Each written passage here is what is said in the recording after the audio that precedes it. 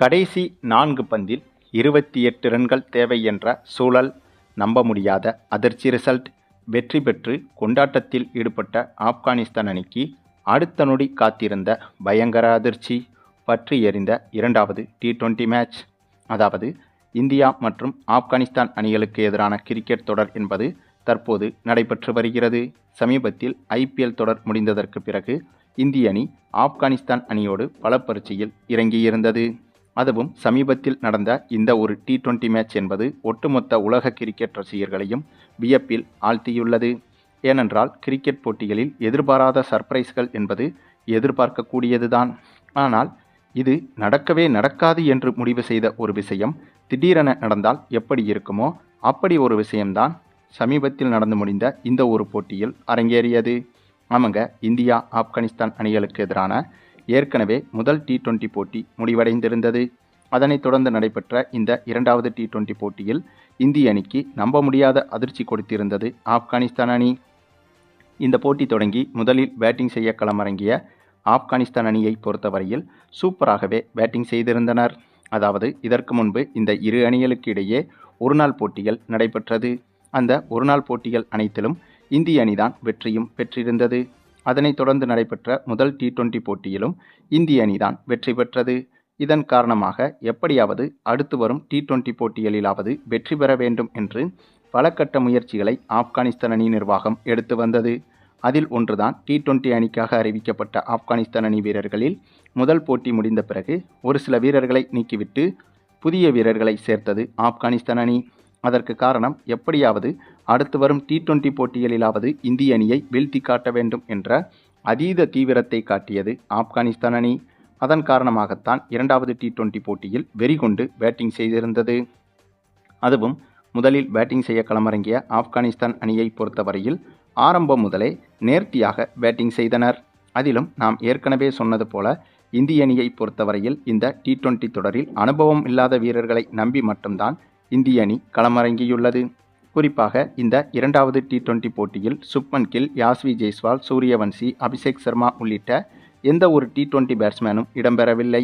இந்த போட்டியில் இந்திய பேட்ஸ்மேன்களில் சொல்லும்படியான பேட்ஸ்மேன்கள் என்றால் இரண்டு பேர்தான். ஒன்று இசான் கிசான், மற்றொருவர் சிவம் தூபே. இந்த இருவரை தவிர மற்ற அனைத்து பேட்ஸ்மேன்களும் 3ஆம் கட்ட 4ஆம் கட்ட இளம் பேட்ஸ்மேன்கள் தான். அது மட்டுமில்லாமல் பவுலர்களும் கூட பெரும்பாலும் பலருக்கும் தெரியாத பவுலர்களைத்தான் இந்த போட்டியில் இந்திய அணி பயன்படுத்தியிருந்தது. அனைவருக்கும் வாய்ப்பு கொடுக்க வேண்டும் என்றுதான் இந்த போட்டியில் இப்படி ஒரு முயற்சியை இந்திய அணி கையில் எடுத்தது. அதன் காரணமாகவே அனுபவம் இல்லாத பவுலர்களை எளிதாக கையாண்ட ஆப்கானிஸ்தான் பேட்ஸ்மேன்கள் சிறப்பாகவே விளையாடினார்கள். அதுவும் பவர் பிளே ஓவர்களிலேயே விக்கெட் ஏதுமின்றி 72 ரன்கள் வரை எடுத்துவிட்டனர் ஆப்கானிஸ்தான் அணி. இதுவே மிகப்பெரிய அதிர்ச்சியாக இந்திய அணி சார்பில் பார்க்கப்பட்டது.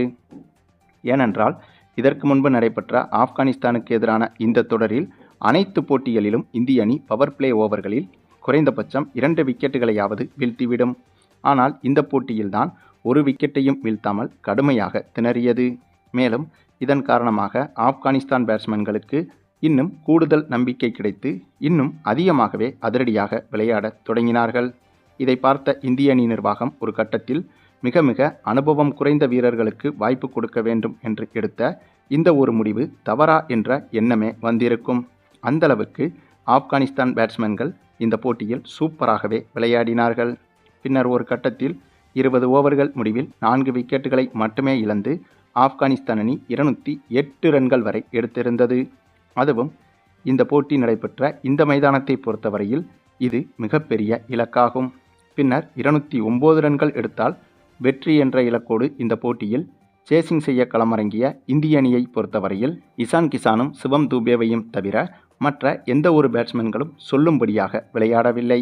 அதுவும் ஓப்பனிங் இறங்கிய இசான் கிசான் சூப்பராகவே விளையாடி வந்தார். அனுபவம் வாய்ந்த மற்ற பேட்ஸ்மேன்கள் இந்திய அணியில் இல்லை என்பதை உணர்ந்து தேவையான இடத்தில் அதிரடியாகவும் தேவையுள்ள இடத்தில் நிதானமாகவும் விளையாடி போட்டியை கடைசி வரை கொண்டு சென்றார் இசான் கிசான். அதே போல ஒரு கட்டத்தில் இந்திய அணி பேட்டிங் செய்து கொண்டிருந்த போது 11வது ஓவரிலேயே 5 விக்கெட்டுகள் விழுந்துவிட்டது. அந்த சமயத்தில் சிவம் தூபே அந்த இடத்தில் களமிறங்கி சிவம் தூபேவும் இசான் கிசானும் சூப்பரான பார்ட்னர்ஷிப்பை போட்டு விளையாடினார்கள். அதிலும் ஒரு கட்டத்தில் கடைசி 4 பந்தில் 28 ரன்கள் தேவை என்ற கடினமான சூழலுக்கு இந்திய அணி தள்ளப்பட்டது. இதை கடினமான சூழல் என்று சொல்வதை விட இந்திய அணி தோல்வியடைந்துவிட்ட சூழல் என்றுதான் சொல்ல வேண்டும். ஏனென்றால் கடைசி 4 பந்தில் 4 சிக்சர்கள் அடித்தாலும் வெறும் 24 ரன்கள் மட்டுமே தான் வரும். ஆகவே 28 ரன்கள் என்பது கனவில் கூட சாத்தியமில்லை. ஆக இந்த சூழலிலேயே ஆப்கானிஸ்தான் வீரர்கள் அவர்களது வெற்றியை கொண்டாடத் தொடங்கிவிட்டனர். மேலும் ஆப்கானிஸ்தான் அணி மட்டுமில்லாமல் இந்த சூழலில் எந்த அணியாக இருந்தாலும் வெற்றியைத்தான் கொண்டாடியிருப்பார்கள். ஏனென்றால் அடுத்து வீசப்படும் 4 பந்துகளில் எந்த ஒரு நோபாலும் இல்லாமல் ஒழுங்காக பந்து போட்டாலே ஆப்கானிஸ்தான் அணி வெற்றி பெற்றுவிடும். ஆகவே இந்த ஒரு விஷயம் என்பது ஆப்கானிஸ்தான் அணிக்கு மிகவும் எளிதான விஷயம்தான். அதன் காரணமாகத்தான் ஆப்கானிஸ்தான் அணி கடைசி ஓவரில் 4 பந்துகள் வீசுவதற்கு முன்பே வெற்றியை கொண்டாடிவிட்டனர். அதே சமயம் அந்த சமயத்தில் மைதானத்தில் இருந்த ஒரு சில இந்திய ரசிகர்களும் மைதானத்தை விட்டு வெளியேற தொடங்கிவிட்டனர். எப்படியும் இந்திய அணி இந்த போட்டியில் தோற்கப் போகிறது, அதை எதற்காக கடைசி வரை இருந்து பார்க்க வேண்டும் என்பதற்காக மைதானத்திலிருந்து ஒரு சில இந்திய ரசிகர்கள் கிளம்ப தொடங்கிவிட்டனர். அது மட்டுமில்லாமல் கடைசி ஓவரில் பேட்டிங் செய்து கொண்டிருந்தது நம்முடைய சிவம் தூபே தான். ஆகையால் 4 பந்தில் 4 சிக்சர்களை கூட இவரால் அடித்துவிட முடியும் என்ற நம்பிக்கையும் இந்திய ரசிகர்களுக்கு இருந்தது. ஆனாலும் கூட இந்திய அணி வெற்றிக்கு அதுவும் பத்தாது. ஆகவே இப்படிப்பட்ட இக்கட்டான சூழலில்தான் அந்த கடைசி 4 பந்துகள் வீசப்பட்டது. அப்படியாக வீசப்பட்ட 4 பந்துகளில் இந்திய ரசிகர்கள் எதிர்பார்த்தது போலவே ஒரு பந்தை எக்ஸ்ட்ராவாக வீசியிருந்தார். அதாவது ஆப்கானிஸ்தான் பவுலர் ஒரு பந்தை எக்ஸ்ட்ராஸாக வீசியிருந்தார். இது போன்ற சமயங்களில் கண்டிப்பாக எந்த ஒரு பவுலருக்கும் பதட்டம் என்பது அதிகமாக இருக்கும். அதற்கு காரணம் கடைசி 4 பந்துகளில் முதல் 2 பந்துகளில் அடுத்தடுத்து 2 சிக்சர்களை அடித்துவிட்டார் சிவம் தூபே. ஆகவே அடுத்த 2 பந்துகளிலும் சிக்சர் அடிப்பதற்கு வாய்ப்புகள் அதிகம். அதே சமயம் நாம் பந்து வீசும்போது எக்ஸ்ட்ராஸ் எதுவும் போட்டுவிடக்கூடாது என்ற கூடுதல் அழுத்தம் என்பது எந்த ஒரு பவுலருக்கும் வருவது இயல்புதான். அப்படித்தான் இந்த ஆப்கானிஸ்தான் பவுலருக்கும் வந்தது. அதனாலேயே கடைசி 4 பந்தில் முதல் 2 பந்தை சரியாக போட்டுவிட்டு அடுத்த பந்தை ஒய்டாக வீசிவிட்டார். அதுவும் நோபாலாக வீசாமல் ஒய்டாக வீசிவிட்டார். அந்த ஒய்டு என்பது மிகவும் அகலமாக சென்றதால் ஒய்டு போனது மட்டுமில்லாமல் விக்கெட் கீப்பரும் அந்த பந்தை பிடிக்க தவறியதால் பின்பக்கமாக பவுண்டரிக்கே சென்று விட்டது அந்த ஒய்டு பந்து. ஆகவே 5 ரன்கள் என்பது எந்த ஒரு பாலும் இல்லாமல் இலவசமாகவே கிடைத்துவிட்டது. பின்னர் மீண்டும் போடப்பட்ட அடுத்தடுத்த 2 பந்துகளில் தொடர்ச்சியாக சிக்சர்களை பறக்கவிட்டு இந்த போட்டியில் நம்ப முடியாத அதிசய வெற்றியை இந்திய அணிக்கு பெற்றுக் கொடுத்தார் நம்முடைய சிவம் தூபே.